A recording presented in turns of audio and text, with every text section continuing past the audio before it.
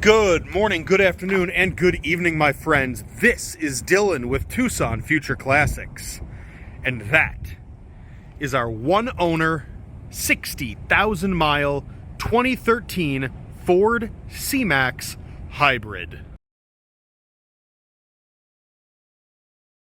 The Ford Cmax is a very interesting platform of a car. It's a great example of Ford of North America reaching across the pond to Ford of Europe and bringing over a car to meet the times.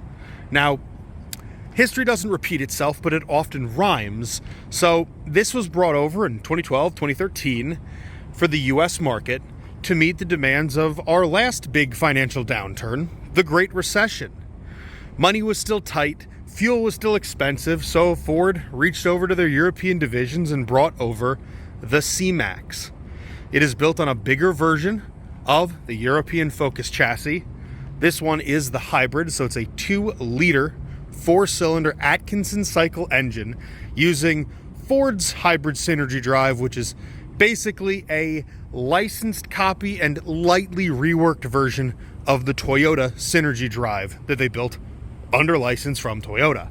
This was actually directly aimed at the big Prius V. Their engineering goals for our market was the same, if not better, fuel economy with greater comfort, greater interior storage, and more usable interior space with the back seats up, hence the taller roofline. Curious enough, in foreign markets, this was also sold as the Grand C-Max with a slight wheelbase stretch and sliding back doors to allow it to have a 7-seat configuration. So this was a 3-row in other countries.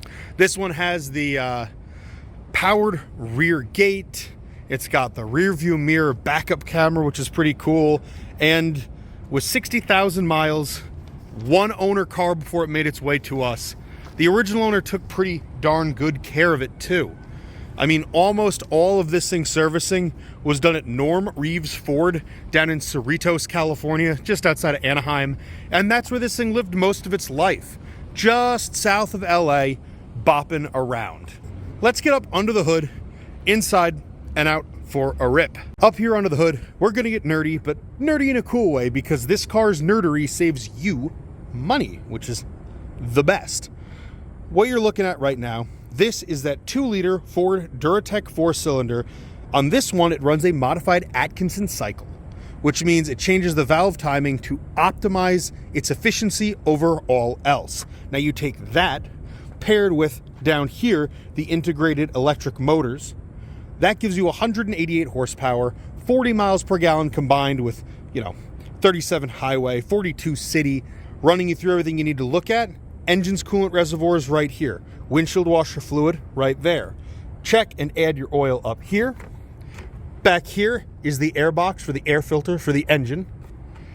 Coolant for the inverter, drive units, and all the electrics.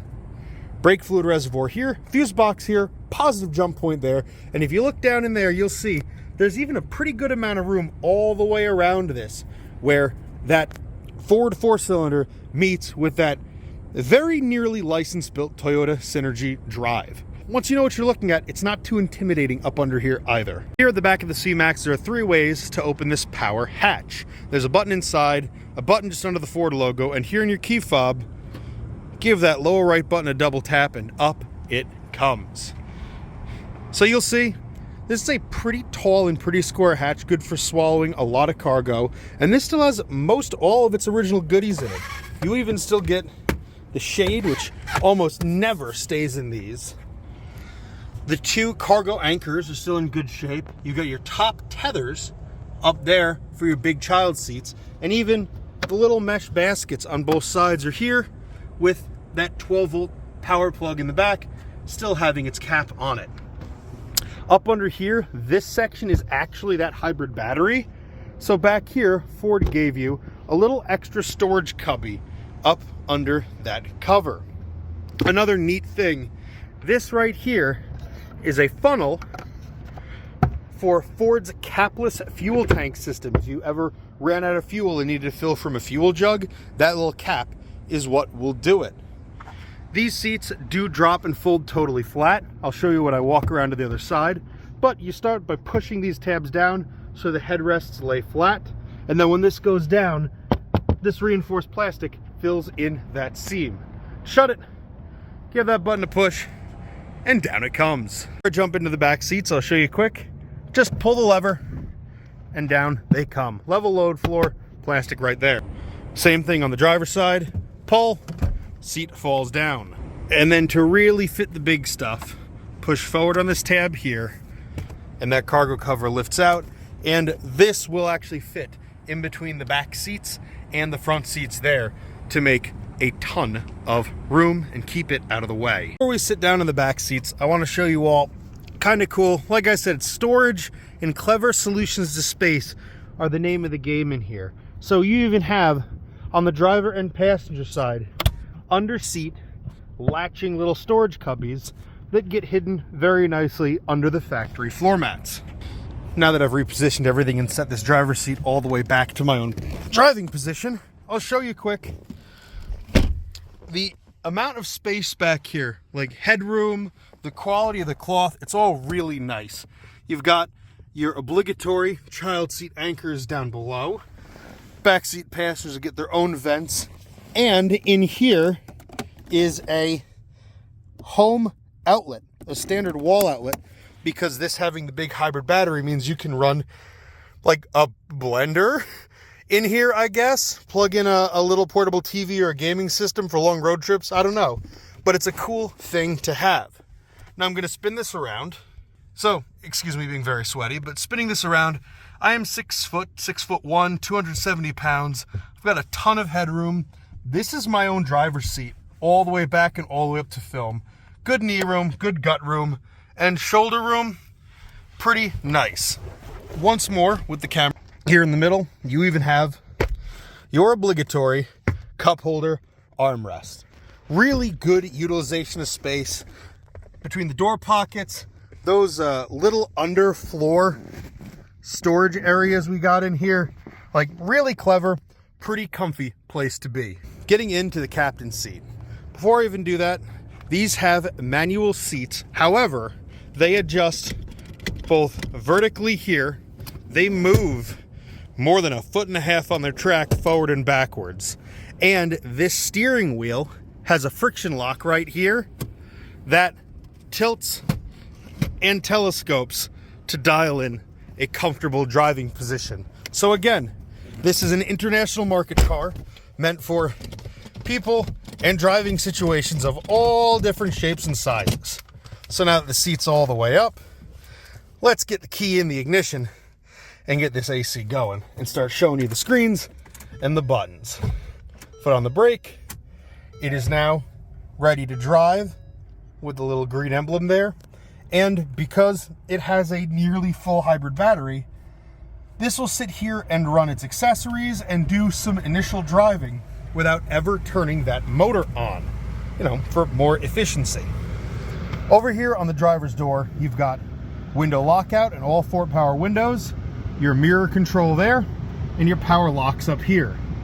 This thing has a ton of vents, all of which are adjustable. This is split top and bottom here. You've got center stack vents here, vents underneath and there on the passenger side. So big cabin, lots of airflow, which, a light colored tan cloth interior, that nice metallic like iceberg or glacier greenish blue exterior keeps it really quite cool in here, which is a real relief when it's, over 100 degrees in the desert.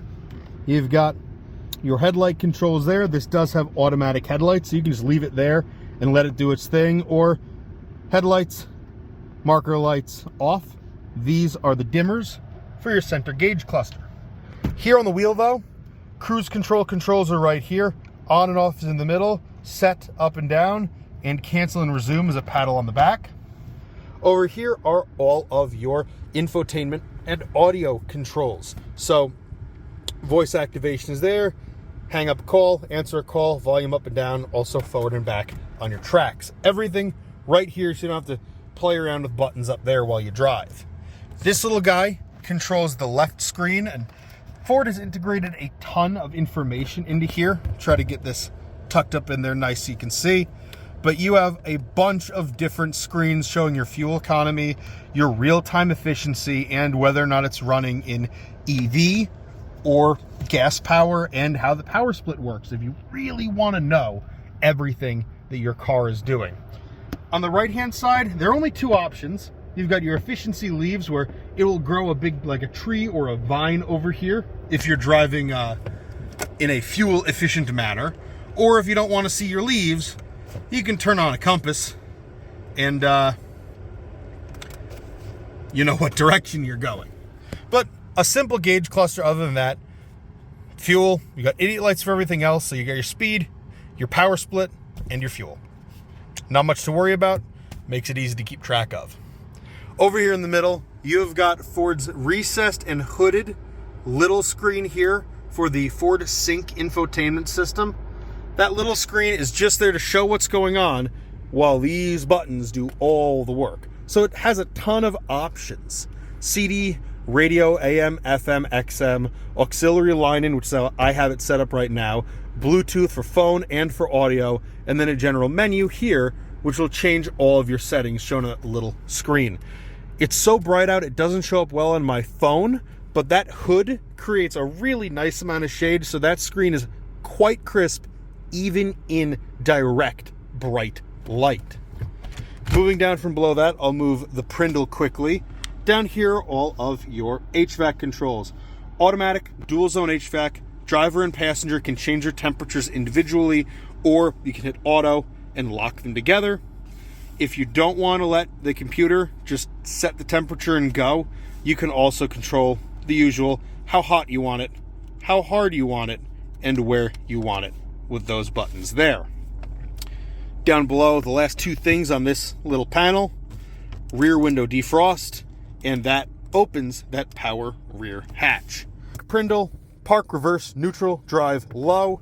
This here is a hill descent button, so if you're coming down mountain grades, you can turn that on and it'll hold your RPMs for better engine braking and engage a little bit more aggressive regen. Moving further down still, you've got a 12-volt cigarette lighter style power port here, a little coin slot there, bolt action parking brake, two cup holders here, and the center console on this is really deep. In fact, I'll open it up now, remove my other phone, my detailing rag, pull my Nalgene bottle out of there, and now take a look. It's pretty dark, but you've got a 12-volt power port down there, another cigarette lighter style plug. You've got USB line-in and auxiliary line-in, and at the very bottom there's a little round recess for if you have a particularly tall can or a water bottle to help hold it in place. Two other cool things up here up front. This has a split glove box, so top is for storing all of your stuff. The bottom has the original booklet with all the Ford documents and books in it. And then these door cards are actually quite big too. If you don't want to put a big old water bottle in the center console, this thing will swallow it up either standing or laying completely flat. Again, optimization of space in here is really, really on point. The one other thing that I can't show you because it's so bright, my camera won't pick it up, but when you put this in reverse, this whole half of the rearview mirror turns into a backup camera with distance lines. Hopefully when we get down into the parking garage, you'll be able to see that more clearly. But yeah, let's do that right now. Windows open, heading down out of the parking garage, and with the AC running, this is now doing a mix of engine on and EV driving. So as we come down, it'll regen brake. See that little spinny guy? That's showing that it is using regen braking to slow us down. And the engine actually just kicked off and went into full EV mode. So internal combustion engine off, electric motor on. You'll see it switch back and forth numerous times throughout our drive. But windows open. I'm not expecting this to make too terribly much noise, like suspension or chassis or braking noise, because since Christmas of 2025, within about the last 6 months, this has actually had its full 60,000 mile service done at that Ford dealership in Cerrito, California. It passed California's smog, And in April, shortly before it got traded in, they went through and did a brand new 12-volt battery and just another general like checkup and inspection on the car prior to trading it in. So it's been really, really well kept up. As you can hear, it's transitioning from EV to gas, and I'm going to give it a little squeeze of pedal, engine revs, brakes, brings us right down, and now if I'm gentle on the pedal, it's going to scoot us through EV. Now I want to show you this. As we go to park, it's nice and dark, so I think we can get that backup camera to show up. Also, when you put it into reverse, it gives you the option every time park aid's on or off, but it defaults to them on. And then there we go. There's your backup camera. Lines do not move with you, but the distance markers are really accurate. And the resolution on that little screen being integrated into the rearview mirror is actually really nice, because you can still use the other half of the rearview mirror to keep an eye on things, as well as your side view mirrors, which do have the wide angle fisheye lenses for greater visibility and situational awareness. And as you see, it even picks up those little cable stays, and the sonars are yelling at me, letting me know to not back up anymore. Getting up to speed on the highway, floor it. We've got the gas motor and that electric motor working together. Accelerates quite swiftly for a little thing, and settles right into highway cruising quite nicely. I'll get us over a couple lanes, get some more significant speed into this thing, and show you all just how this sounds in a true like Southwest high-speed highway cruising situation. A little bit hemmed in with the traffic today, so I think a 70 to 75 mile an hour cruise is about the best we're gonna get. But I'm gonna knock on cruise control. See, cruise control goes green, the eco light lights up, and we're just gonna sit here. It's interesting actually, as you coast to slow down, it will kick into EV mode and regen the battery while you drive. So theoretically, with a completely full battery, this electric motor alone can power this car up to about 80 miles an hour, which is pretty neat for a non-plug-in hybrid. So just a standard hybrid being able to do that. But I get real quiet for a second. Big hatchback, wide open space, 75 miles an hour, minimal wind noise, minimal road noise, all the space back there. Sound would be echoing, wind would be whistling if this wasn't actually kept up on and well maintained. You'd hear wind whistling through the window seals or the door seals. You'd hear some suspension noise. Just, these are quiet, comfortable, and competent vehicles. Okay, work truck, get it. Yeah, whether you need to crush 1,000 miles on a road trip or just get back and forth to work, this is a pretty solid, efficient, and comfortable place to do exactly that. The visibility out of these is just really, like, no one talks about this, but the little extra glass there, the big windows, the thin A-pillars, like, this has all the safety sensors, but this also gives you the visibility where you as the driver can see and avoid threats as they come at you. So you're not relying on sensors and, you know, all that stuff. So, yeah, this is my first time being in a Cmax that's this nice, and I'm really impressed. Another neat thing about the hybrid system in this is it shows you so much more of what's going on. Like decelerating, coming down off the highway, it's showing that we're regenning power. And if I come to a complete stop at the top of the ramp here, you'll see it will show you how much of your energy you recovered as you were slowing down.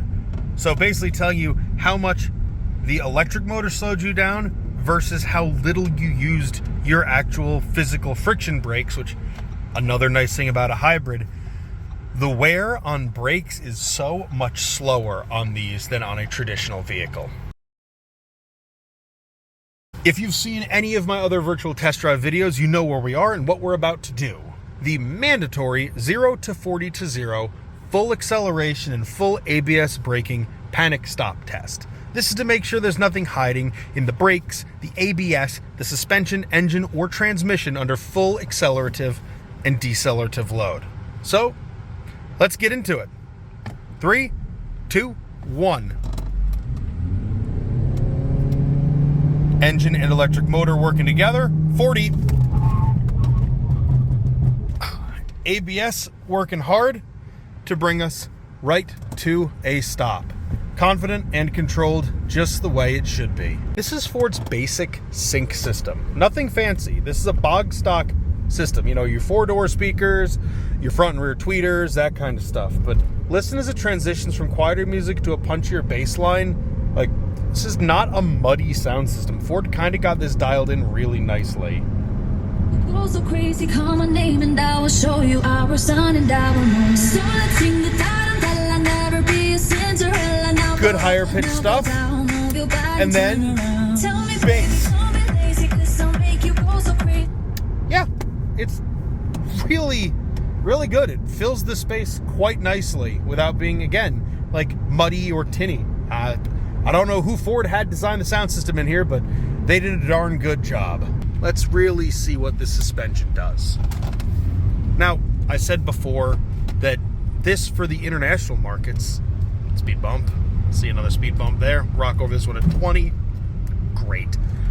For international markets, this was even built as a 3-row sliding door, 7-passenger car. So this chassis is not even dealing with half of the load and stresses that it was designed to be able to handle here in the States. Even a little bit of wheel spin from the electric motors pulling out on that gravel there. But yeah, bad pavement, you know, really torn up stuff. It handles it really nicely. You're not getting a ton of chatter. Even the plastics in here aren't like rattling around or squeaking against themselves, which is genuinely impressive for a Ford product and speaks to how well Ford of Europe put these things together and how well the previous owner took care of it. Like, the biggest squeaks right now are coming from my own driver's seat because, well, let's be honest, I'm heavier than the average anticipated driver for this thing. But yeah, it's a really composed car, even when stuff gets rough. There you have it, everybody. Back at our lot, wrapping everything up on the one owner 60,500 mile 2013 Ford C-Max Hybrid. Now, if you're looking for as much space and comfort as possible for 40 miles per gallon, like the color combination or the way this thing looks, or just really want the big Prius V but can't afford to or don't want to pay that Toyota tax, these C-Maxes make a really compelling proposition. It's actually kind of funny that it's all come full circle again, because this was born out of the austerity of the Great Recession, fuel being expensive, inflation going crazy, all that. And here we are, 13 years later, and this rises to meet the occasion again. Life's expensive right now. You don't need a car overcomplicating all of that. And with comfy seats, a ton of really clever storage options, and a pretty bumpin' sound system, why not enjoy this thing? If you want to check this out, see why I am so taken with this particular C-Max, and want to try it out for yourself and hopefully take it home, call or text the number on screen or follow the link in our description below. Until then, I've been Dylan. We'll see you soon.